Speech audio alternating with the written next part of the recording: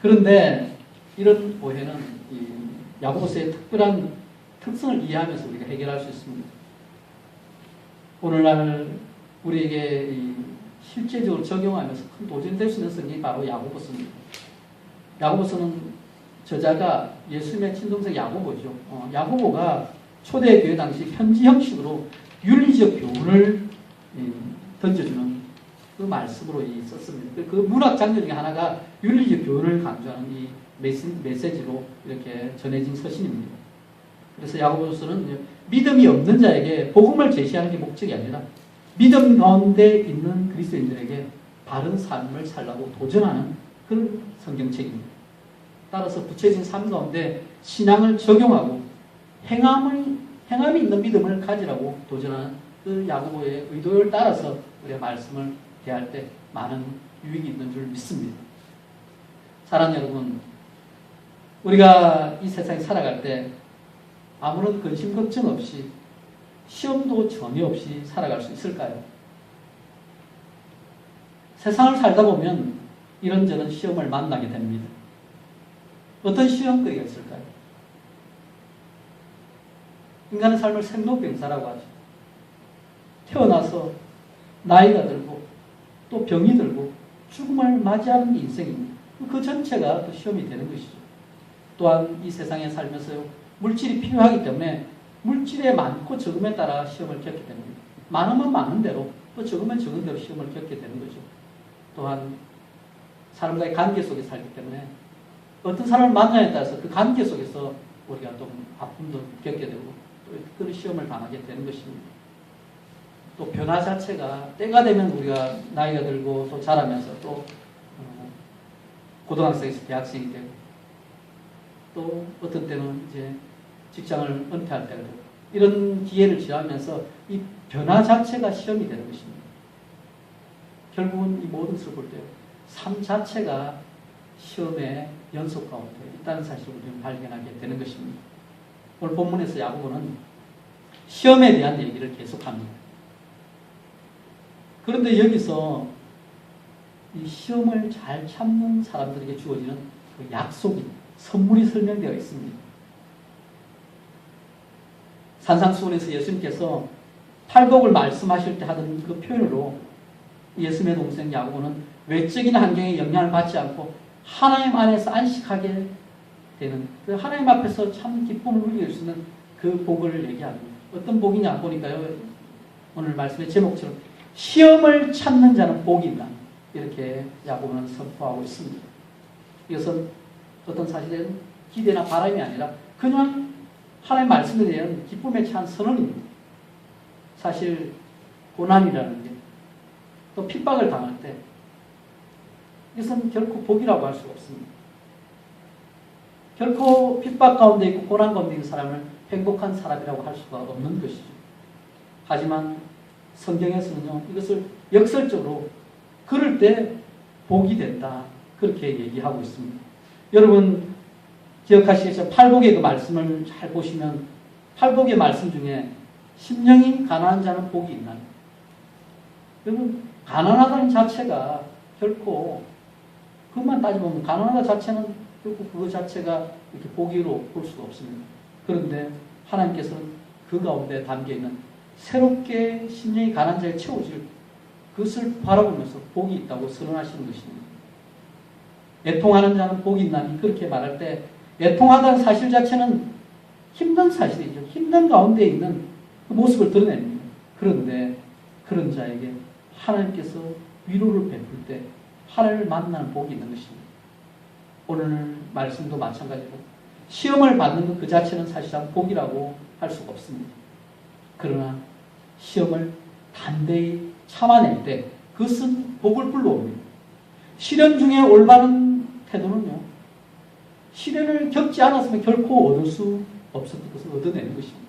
시련을 통해서 얻을 수 있는 더 좋은 것을 바라볼 때 시련 중에 하나님을 발견하게 되고 시련을 통해서 우리가 유익을 얻게 되는 것입니다.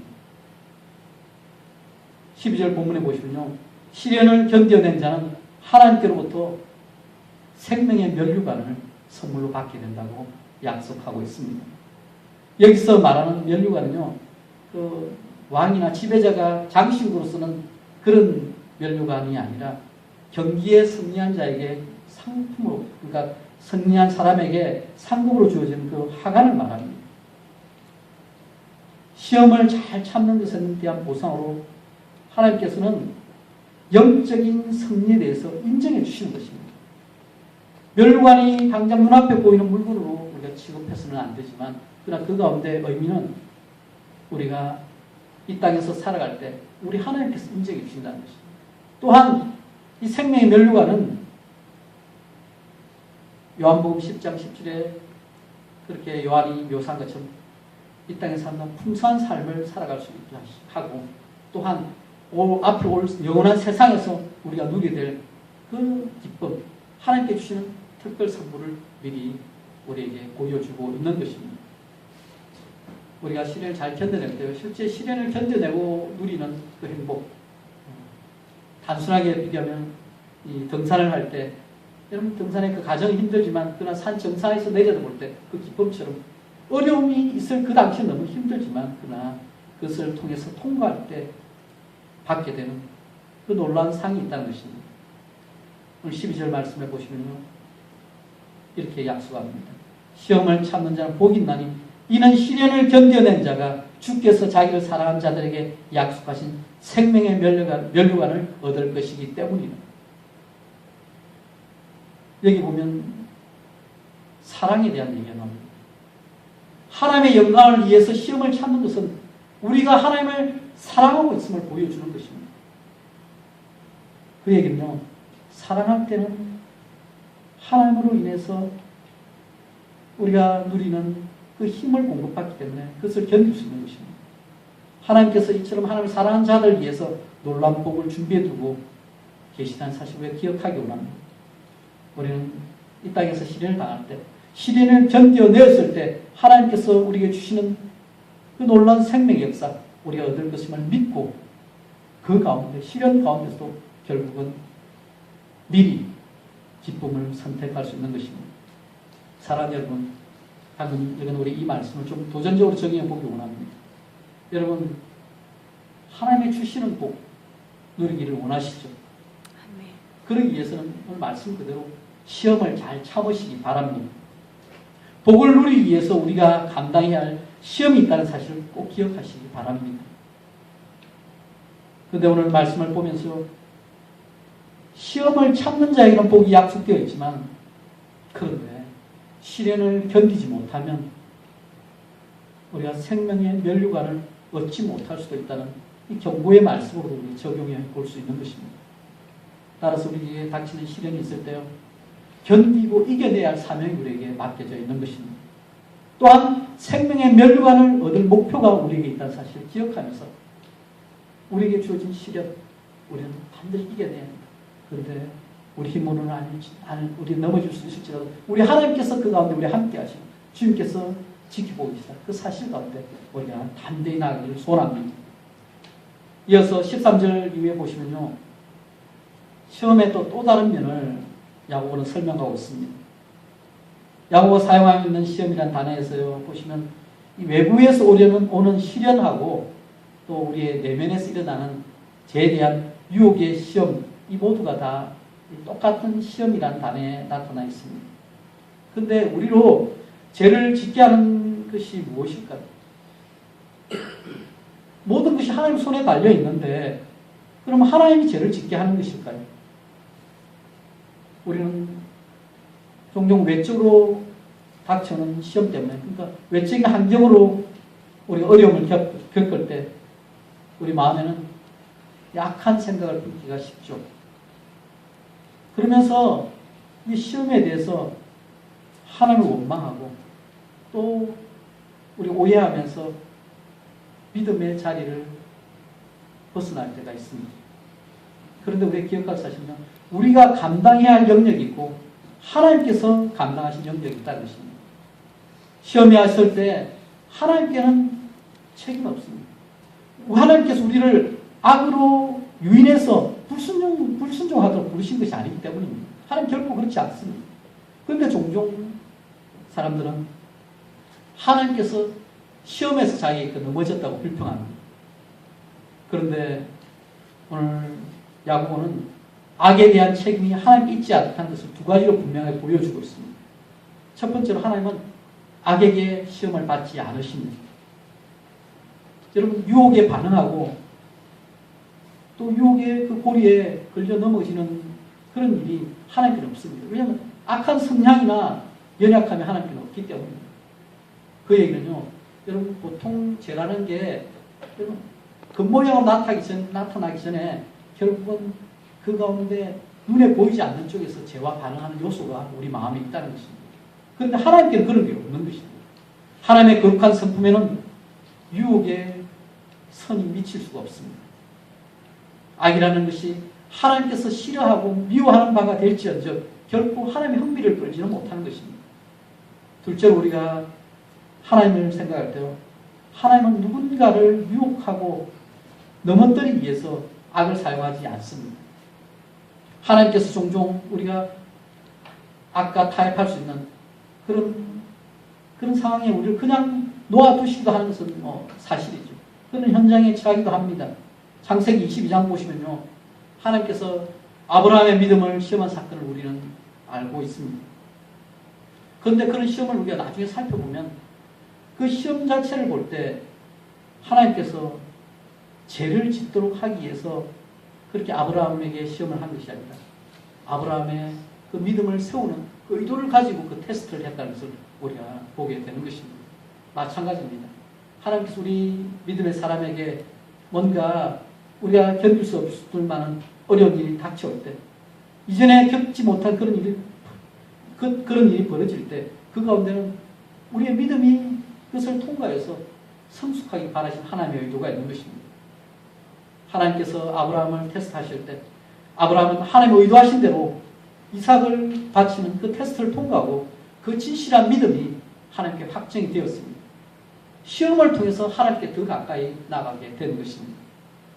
그러나 때때로 시험을 통과하지 못하고 그에 따른 악한 영향력 때문에 그 모든 죄의 대가를 치르면서 그 탓을 하나님의 탓으로 돌리는 경우가 있습니다. 그런데 우리가 종종 그렇게 하는데 그러면 안 됩니다. 우리가 시험을 받는다고 해서 하나님께 책임을 물을 수 없다. 그 얘기를 오늘 야고보는 하고 있는 것입니다. 그래 각자가 시험을 받고 넘어질 때 그 책임은 넘어지는 자가 져야 하는 것입니다. 야고보는 우리가 유혹과 시험을 당하고 죄를 짓도록 끌림을 받는 것이 하나님 때문이 아니라 바로 우리 자신 안에 있는 욕심 때문임을 밝히 드러냅니다. 여기서 여러분 14절에 욕심이라는 그 말은요, 강한 집착을 나타냅니다. 이것만은 포기할 수 없다. 이것만은 내한테 꼭 있어야 한다고 할 정도로 어떤 것에 대한 강한 집착을 가지고 있을 때 그때는 바로 욕심에 사로잡힌 것입니다. 하나님 앞에서 우리가 내려놓지 못하는 그런 어떤 것이 생길 때는요, 그것을 경고신호로 삼고 좀 자신을 살펴보아야 합니다. 하나님보다 내가 더 소중하게 여기는 게 있다면 그게 우상이 될 수 있는 것입니다. 그때는 경고 사인을 여러분이 받아들여서 이거 없어도 내가 살 수 있지 하면서 그 테스트를 한번 해봐야 하는 것입니다. 야고보는 인간의 마음속에 죄가 어떻게 시작되는지 그걸 잘 정리해서 보여주고 있습니다. 우리가 시험을 받게 되는 것은 우리의 마음속에 욕심으로부터 시작됩니다. 그런데 욕심에 끌려서 미혹된다 이런 표현을 쓰는데요, 이건 낚시에서 사용되는 표현이라고 합니다. 그래서 끌어낸다고 할 때는요, 숨어있는 곳으로부터 물고기를 끼어내는 동작입니다. 그리고 미혹하다는 말은 낚시꼬리에 미끼가 있죠. 맛있어 보이는 미끼로 물고기를 유인하는 동작을 말합니다. 그래서 물고기는 이 미끼를 먹으려다 생명을 잃습니다. 마찬가지로 우리 욕심에 사로잡혀서 미혹되게 되면 위험한 상황에 처하게 되는 것입니다.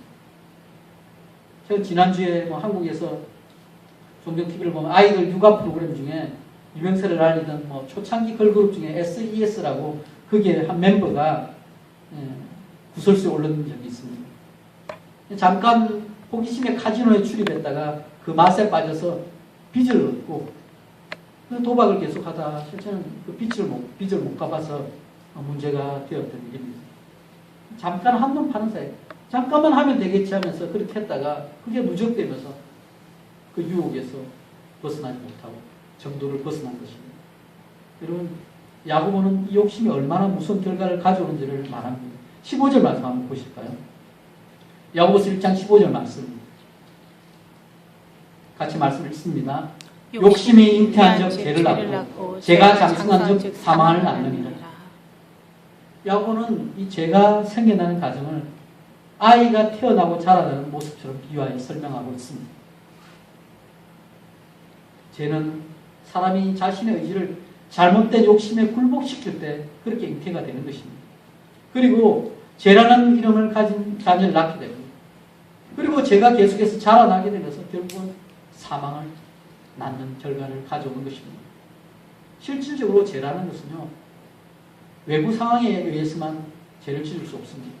우리의 마음속에 그 죄와 연결되는 그 고리가 형성되어 있을 때, 그럴 때 죄악된 행동을 하기로 동의하고 그러면서 죄를 짓게 됩니다. 그런데 한번 죄를 지으면 그 고리가 그렇게 강하지 않습니다. 그런데 반복적으로 이제 그 가운데 허용하게 되고 같은 죄를 계속 지으면서 결국은 그 죄 때문에 한인격체가 완전히 붕괴되는, 쉽게 죽음의 결과까지 맞이하게 되는 것입니다. 그런데 이 죽음은요, 하나님과의 영적인 분리를 나타냅니다. 그래서 우리가 모든 일을 생각할 때 사소한 것 같지만 그 가운데 결국은 엄청난 영향력을 미치고 있다는 사실을 기억해야 합니다. 한 사람이 한 가지 선택을 하지만 그 선택이 조그만 선택이 아닙니다. 그 영향력들을 미칠 때 엄청난 영향을 미칠 수 있는 그 나비 효과처럼 그렇게 될 수 있다는 사실입니다. 그런데 각 개인이 유혹의 상황에서 또 그 환경에서 어떤 선택을 하느냐 책임이 있는 것입니다. 성경은 우리가 주위에 좋지 못한 환경이나 또 악을 일삼는 나쁜 친구 또 뭐 유전적인 요인 때문에 우리가 죄를 지었다, 그렇게 탓하도록 그런 환경에 핑계대도 우리를 가르치지 않습니다. 유혹은 우리가 사는 동안 언제나 있습니다. 그래서 그 자체로는 악한 것이 아닙니다. 그런데 우리가 그 유혹에 동의하고 그것이 좋다고 또 그것이 우리가 얻을 만하다고 바라고 그것을 허용하게 될 때 죄를 짓게 되는 것입니다. 우리 각 개인이 죄에 대해서 거부하지 못한 책임을 져야 하는 것입니다. 또 마틴 루터가 이런 비유를 들었거든요. 어떤 비유를 들었냐면, 새가 머리를 날아다닐 수 있다. 실제 그럴 수 있죠. 그런데 새가 우리 머리에 내려앉아 둥지를 트는 것은 우리가 막을 수 있다는 것입니다. 그게는 저 유혹이 지나갈 수 있습니다. 그런데 그 죄의 유혹을 우리가 취할 때 그때 죄로 더 크게 되고 또 결과로 사망을 낳게 되는 것입니다. 베드로전서 5장 8절 9절에 보시면 베드로는 사단이 적극적으로 죄로 유혹하고 우리 믿는 자에게 고난을 일으키는 일에 가담하고 있음을 보여주면서 깨어서 믿음으로 마귀를 대적할 그 책임을 우리에게 지어주고 있습니다. 각 개인이 죄를 거부하지 못할 때 그에 대한 책임을 져야 하는 것입니다. 근신하라 깨어라. 너희 대적 마귀가 우는 사자같이 두루다니며 삼천자를 찾나니. 이것이 우리가 처해 있는 현실입니다. 그럴 때 우리가 어떻게 해야 돼요? 우리는 믿음에 굳건하게 하여서 마귀를 대적해야 되는 것입니다. 그렇게 될 때 우리는 하나님의 능력으로 승리할 수 있는 것입니다. 오늘 본문에서 야고보는 유혹에 따른 사단의 역할에 대해서는 아무 언급도 하지 않지만 여전히 인간의 연약함과 불순종의 문제를 우리에게 제시하고 있습니다. 우리는 시험을 참고 유혹을 물리치기 위해서 하나님께 지혜를 구해야 합니다. 그 상황에 처했을 때 우리 힘으로 할 때 넘어질 때가 있지만 그러나 하나님께 지혜를 구하면서 하나님께서 원하시는 뜻을 선택할 수 있는 것입니다. 우리 하나님께서는 하나님 자녀들에게 인내할 수 있는 힘을 주시고 거부할 수 있는 용기를 주시고 또한 그 상황에서 피할 길을 허락해 주시는 것입니다. 그런데 하나님을 온전히 믿고 의지하지 못하고 시험에 빠지는 그런 선택을 우리 연약한 인간이 종종 하게 된다는 사실입니다. 여러분 기억할 사실은 우리가 시험을 받게 되는 이유는 하나님 때문이 아니라 우리 자신의 욕심 때문입니다. 우리가 자연스럽게 익숙한 것에 대해서 우리는 편하게 생각합니다. 그런데 익숙한 것 중에 하나님 뜻과 어긋나는 것도 있다는 사실입니다. 그럼에도 불구하고 우리는 익숙한 것, 또 우리가 편한 것을 찾아서 욕심을 쌓아가면서 죄를 범하게 되기도 하는 것입니다. 늘 그래 점검해 보아야 합니다. 우리가 시험을 당할 때 그 가운데 우리가 내면의 시험에서 먼저 넘어지기 때문에 이런 결과를 가져오게 되는 것입니다.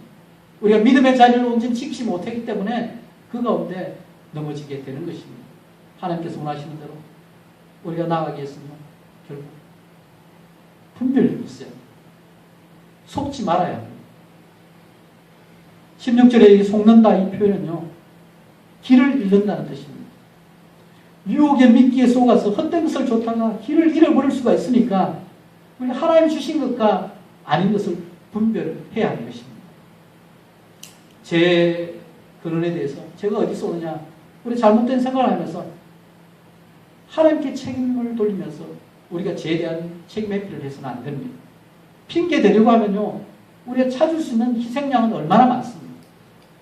널려 있습니다. 그러나 그것은 하나님께서 우리에게 바라시는 모습이 아닙니다.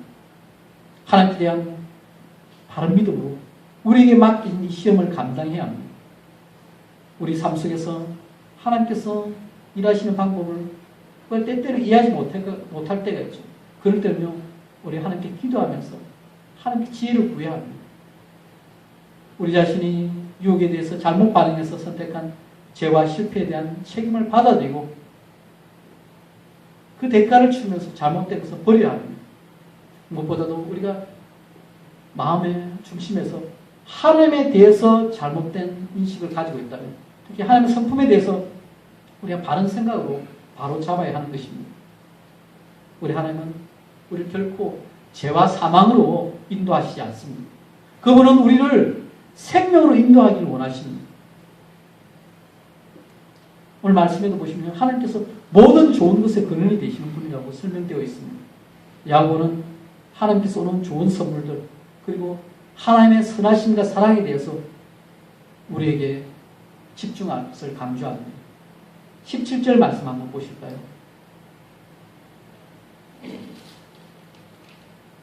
같이 17절 말씀 읽습니다.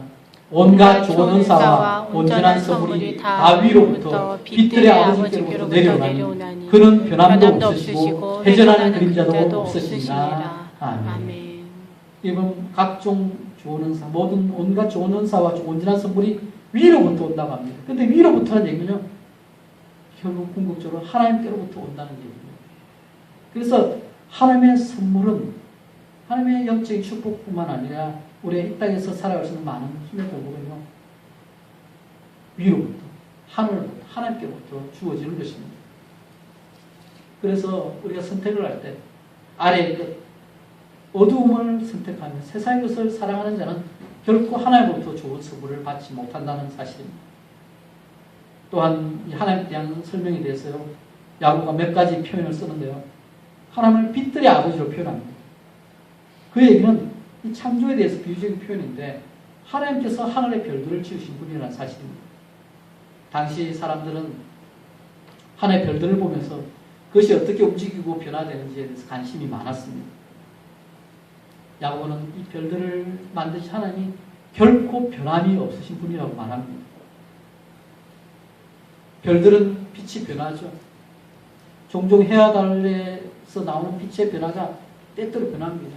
다른 모양도 바뀌면서 그런 변화를 우리가 보게 되지만, 그러나 우리 하나님은 변치 않는 성품을 가지고 계신 분이라는 사실입니다. 여기 보면 또 회전하는 그림자도 없으시다, 이 얘기도 하고 있는데요, 마찬가지입니다. 별들이 서로 보이면서 또 해와 달이 서로 영향을 미치면서 그림자가 곳곳에 생깁니다. 그런데 하루 종일 우리가 지켜보시면요, 그림자의 모양이 다 바뀌는 것이죠. 그러나 그와 다르게 우리 하나님께서는 회전하는 그림자가 없으시면서 변함이 없이 진실하시고 또 그 가운데 성품이 온전하셔서 신실하신 분, 믿을 만한 분이시다, 그 얘기를 우리에게 하고 있는 것입니다. 자, 그 얘기하고 그럼 죄의 문제하고 어떻게 우리가 연결할 수 있을까요? 우리가 세상에서 고난을 당할 때 고난 가운데서도 신실하신 하나님은 변치 않으시다는 사실입니다. 야고보는 우리 하여금 고난 가운데 인내하게 하는 그 도전을 하면서 하나님의 선하신 성품을 드러냅니다. 그리고 18절에 보시면 이렇게 얘기하죠. 그가 그 피조물 중에 우리로 한 첫 열매가 되게 하시려고 자기의 뜻을 따라 진리의 말씀으로 우리를 낳으셨느니라. 여기도 낳으셨다고 표현을 하고 있는데요. 우리 하나님께서 낳으신 자들입니다. 야고보는 우리가 어떻게 그리스도인이 되었는가를 가리키고 있습니다. 우리는 진리의 말씀, 생명의 복음을 듣고서 위로부터 태어난 자들입니다. 그래서 이 새로운 탄생 가운데 우리가 피조물 중에 첫 열매, 하나님께서 받으신 그 열매가 될 것입니다. 여러분, 첫 열매라는 의미는요, 다른 열매들을 수확하기 전에 하나님께 드리기 위해서 제일 먼저 거두어드린 열매를 말합니다. 첫 열매는 하나님께 바치게 되는 것이죠. 근데 첫 열매 의미가 뭐냐면, 첫 열매를 거두어드릴 때, 그 다음에 이어지는 많은 수확물이 있다는 것입니다. 많은 열매가 따라온다는 것입니다. 따라서 시련을 이겨내고 믿음으로 첫 열매로 태어난 그리스도인들은 앞으로 오게 될 수많은 세대 가운데 구원받는 자들의 모델로 들어지게 되는 것입니다. 하나님께서 은혜를 베푸셔서 우리에게 주신 생명을 욕심에 끌려서 죄에 빠져서 죽음으로 나가는 그 발걸음이 아니라 하나님께서 원하시는 뜻을 우리가 품고 시련이나 시험이 있을지라도 어려움이 있을지라도 그것을 견뎌내면서 새로운 생명으로 고난을 통과한 첫 열매로 들어지게 될 때 그것을 통해서 하나님께서 새로운 역사를 일으켜 가시는 것입니다. 우리 하나님께서 변치 않으시다는 그 사실, 또 하나님의 온전하신 그 사실을 우리가 믿고 우리가 본받아 나아갈 때 우리가 이 땅 가운데 고난 가운데서 온전하게 믿음으로 승리할 수 있는 그 능력을 우리가 체험할 수 있는 것입니다. 사랑하는 여러분, 우리 분별력을 가지고 하나님의 성품을 잘 알기 원합니다. 그리고 하나님 주시는 것을 우리가 취하기 원합니다. 시련에 대한 올바른 반응은 그것을 통해서 우리가 온전한 영적 성수를 이루어가는 것입니다. 그리고 하나님께서 예외 놓으신 그 복을 우리가 얻는 것입니다. 이와 대절적으로 욕심에 대해서 잘못된 반응을 행할 때 그때 그것은요, 죄 가운데 빠져서 결국은 하나님 싫어하는 영적 비참한 가운데 떨어지게 되고 궁극적으로 사망에 이르게 되는 것입니다. 그 대조적인 표현이 오늘 계속해서 나오고 있는 것입니다. 사랑하는 여러분, 우리가 살다 보면 미처 예상하지 못한 비극과 슬픔에 끊임없이 직면하게 됩니다. 바라는 것을 제때 얻지 못하거나 또 중요한 것을 잃어버리게 되는 사건들이 때때로 벌어집니다. 또한 육체적으로도 위협을 받게 되고 건강이 잃게 되는 때가 있고 또한 너무 힘들 때는 삶을 포기하고 싶을 만큼 심각한 그런 영적 절망 또 심리적 절망에 빠지게 됩니다. 그처럼 우리 어려운 일을 당하게 되는 때가 있는 것이죠. 그런데요, 이런 위기에 빠지게 되면 우리는 긴장하게 됩니다. 그래서 스트레스라고 하죠. 스트레스는 제대로 반응을 못하게 만듭니다. 그 가운데 두려움에 사로잡히게 되면서 심한 경우는 질병까지 없고 또 심한 경우에는 결국은 그것을 통해서 힘이 다 빠지게 되는 것입니다. 그런데 우리 살펴보면 성경에도 그렇고 우리 인생들도 살펴보면요, 위기를 만난다고 무조건 다 무너지고 망가지는 것이 아닙니다. 위기를 통과하는 가운데 그동안에 잊고 있었던 더 소중한 것을 발견하게 되는 것입니다. 그리고 그것을 위기를 기회로 삼아서 새롭게 변화되는 사람도 있는 것입니다. 그래서 위기를 한자로 보면 위험한 기회라고 이렇게 우리가 취할 수도 있는 것입니다. 위기를 통해서 우리가 신앙인으로서 하나님을 더 깊이 만나게 된다면 오히려 복이 될 수 없는 위기지만 위기를 우리가 극복해낼 때 그것을 통해서 풍성한 복을 누리게 되는 것입니다. 이스라엘의 왕이었던 사울과 다윗이 위기를 대하며 어떤 모습을 보여줬는지 우리가 그 차이에서 이 신앙의 실체를 살펴볼 수가 있습니다. 이스라엘 초대왕 사울은 위기를 만나서 결국은 불순종을 선택했습니다. 결국 하나님을 온전히 믿지 못했다는 그 증거가 위기를 만나서 드러난 것이죠. 그런데 여러분, 다윗의 모습을 보면요, 골리앗과의 싸움에서 두려움 없이 하나님을 의지하며 나아갔습니다. 사울과 다윗의 차이가 어디서 나올까요? 사울은 철저히 나중에 회개할 기회가 주어졌는데요. 그 회개할 기회를 가지고 자기 자신을 우선으로 해서 그렇게 말을 합니다. 내 자신을 위해서 봐달라고 그렇게 사무엘 선지자에게 요청합니다.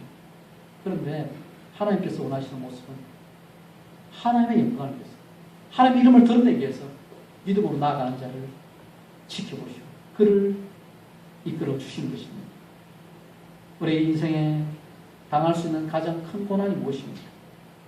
우리가 인생에서 당할 수 있는 가장 큰 고난을 당하신 그분이 계십니다.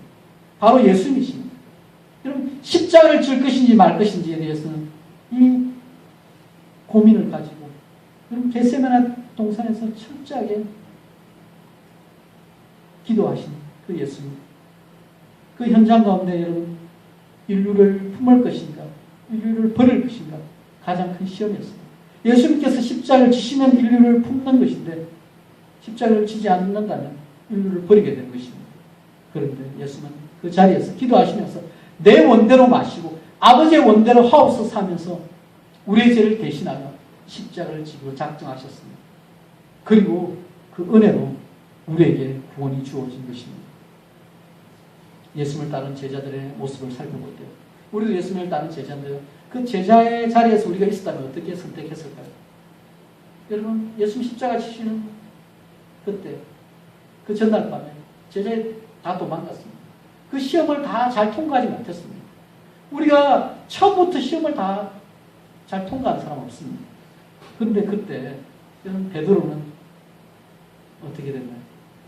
돌이킨 후에 형제를 굳게 하는 사명을 잘 감당했습니다. 그러나 가룟 유다는 후회는 했지만 제대로 회개하지 못하고 돌이키지 못하고 결국 목숨을 끊고 말았습니다. 이 차이가 있는 것입니다. 누구도 넘어질 수 있지만 그러나 하나님께서 맡긴 사명을 해서 다시 일어서야 하는 것입니다. 처음에는 조그만 시험에도 우리가 넘어질 수 있습니다. 그러나 다시 일어서고 성숙한 후에 그 시험을 넘었으면 되는 것입니다. 우리의 믿음이 자라고 신앙적으로 성숙해지면요, 이전에 당했던 시험은 아무것도 아닌 것이 되는 것입니다. 제 개인적으로도 인생의 시험, 또 신앙의 시험을 겪으면서 그 상황 현장 가운데 있을 때는요, 포기하고자 하는 그 마음이 굴뚝같이 생겨났습니다. 그러나 조금 견디고 또 조금 더 견디고, 그런데 그게 견디다 보니까 끝이 나더라고요. 그래서 나중에 돌아가 보면 그 시험을 통해서 이전에는 발견하지 못하는 그 인생의 의미를 또 발견하게 되고 또 신앙의 깊이도 더해진 것을 확인할 수 있었던 것입니다. 사랑하는 여러분, 오늘 말씀은 시험을 참는 자는 복이 있나니 이 제목으로 전도가 되었습니다. 오늘 야고보는 우리가 시험을 참아 견디며 유혹을 물리칠 수 있는 힘을 주시는 분이 하나님이시다. 그 하나님을 신뢰하라고, 하나님을 신뢰하면서 믿음으로 나아갈 것을 격려하고 있습니다. 우리 하나님은 신실하신 분이십니다. 우리를 위한 선하신 뜻을 가지고 계십니다. 그 하나님을 믿고 나아갈 때, 그렇게 또 시험을 참을 때 그 가운데 복이 있는 것입니다. 우리 인생에 시험이 있을 때, 또 고난이 찾아올 때라도 우리는 하나님께서 이 고난을 주시는 그 의미가 있다. 그 사실을 믿고 우리 하나님을 신뢰하면서 시련을 견뎌낼 때 결국 우리 자신이 생명의 열매로 하나님께 들어지게 되는 것입니다. 예수님을 통해서 우리의 새로운 생명이 주어졌듯이 우리를 통해서 또 다른 생명의 역사가 일어나도록 이 한 주간도 우리가 수고하기로 합니다. 성령 충만한 가운데 하나님 뜻을 잘 발견하고 또 잘 분별하면서 하나님의 뜻대로 하나님의 선한 도구로 쓰여지는 저와 여러분 되시기를 예수 그리스도 이름으로 축원합니다. 아멘.